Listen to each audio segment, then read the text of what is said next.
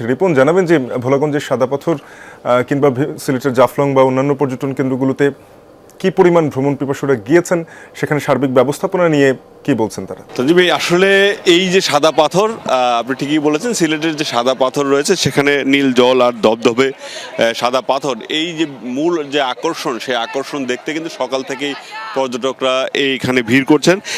যদিও যে পরিমাণ আশা করা হচ্ছিল যে সকালের দিকে প্রচুর ভিড় থাকবে, সেরকম ভিড় এই মুহূর্তে দেখা যাচ্ছে না।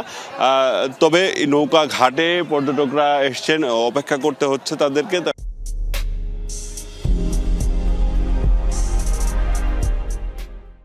কারণ এই একটু আগেই বিপুল সংখ্যক পর্যটক এখানে এসেছেন, অনেকেই পরিবার পরিজন নিয়ে এসেছেন। বিশেষ করে তরুণদের বেশ উপস্থিতি লক্ষ্য করা যাচ্ছে এখানে।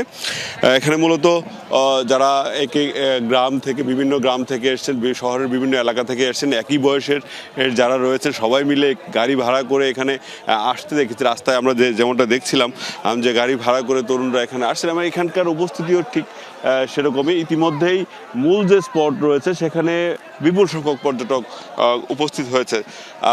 এই সাদা পাথর ছাড়াও সিলেটের জাফলং, বিছনাকান্দি, রাতারগুল যদিও সকালের দিকে কিছুটা কম থাকে, বিকেলের দিকে যারা এই সাদা পাথর ঘুরতে আসেন তারা এখান থেকে ফিরে রাতারগুলে যান। তবে অন্যান্য যে পর্যটন কেন্দ্রগুলো রয়েছে সব জায়গায় কিন্তু ভিড় লক্ষ্য করা যাচ্ছে।